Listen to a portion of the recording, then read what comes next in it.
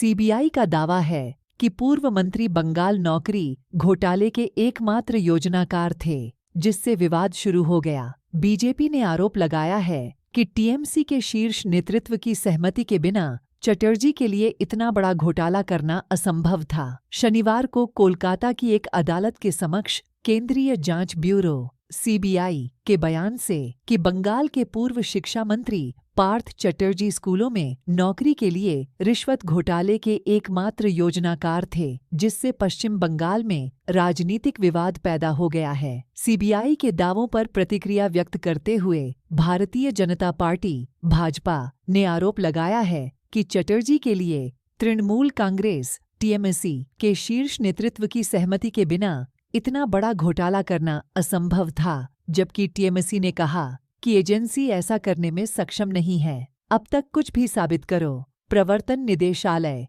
ED इसी मामले में तृणमूल कांग्रेस के राष्ट्रीय महासचिव और मुख्यमंत्री ममता बनर्जी के भतीजे अभिषेक बनर्जी के खिलाफ जांच कर रहा है। सुनवाई में भाग लेने वाले वकीलों के अनुसार अदालत को बताया गया कि चटर्जी ने अपने संचालन को सुचारू रूप से चलाने के लिए शिक्षा विभाग में प्रमुख नियुक्तियों पर अकेले ही निर्णय लिया और जो अधिकारी इस दिशा में काम नहीं कर रहे थे, उन्हें इस्तीफा देने के लिए मजबूर किया गया। ईडी ने चटर्जी और उनकी करीबी सहयोगी अर्पिता मुखर्जी को जुलाई 2022 में गिरफ्तार किया था। सितंबर 2022 में दायर अपनी पहली चार्जशीट में ईडी ने कहा कि उसने दोनों से जुड़ी RS 10 करोड़ की नकदी, आभूषण और अचल संपत्ति का पता लगाया है। मुख्यमंत्री ने चटर्जी को सरकार से हटा दिया और उनकी गिरफ्तारी के कुछ दिनों बाद उन्हें तृणमूल कांग्रेस टीएमसी से निलंबित कर दिया।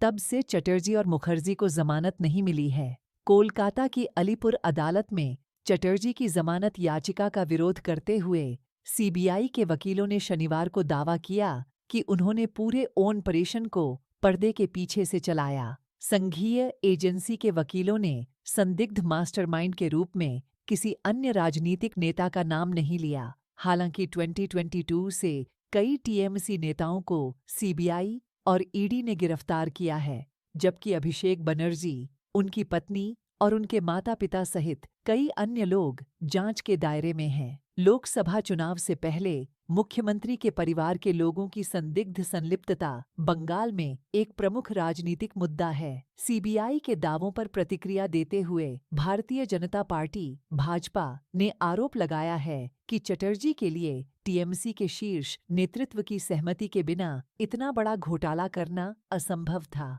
सीबीआई ने अदालत को जो कुछ भी बताया वह कानूनी व्याख्या का विषय है। चटर्जी उस टीम के स्ट्राइकर थे जिसने घोटाले का नेतृत्व किया था। वह निश्चित रूप से कप्तान नहीं थे। हम यह मानने से इनकार करते हैं कि इतने बड़े पैमाने का संस्थागत भ्रष्टाचार एक व्यक्ति द्वारा चलाया जा सकता है। कोई भी मुख्यमंत्री की जिम्मेदारी से इनकार नहीं कर सकता। बंगाल भाजपा के मुख्य प्रवक्ता समीक भट्टाचार्य ने कहा। मई 2022 में कलकत्ता उच्च न्यायालय के न्यायाधीश अभिजीत गंगोपाध्याय ने सीबीआई को 2014 और 2021 के बीच पश्चिम बंगाल स्कूल सेवा आयोग और पश्चिम बंगाल माध्यमिक शिक्षा बोर्ड द्वारा गैर शिक्षण कर्मचारियों समूह C और D और शिक्षण कर्मचारियों की नियुक्ति की जांच करने का आदेश दिया।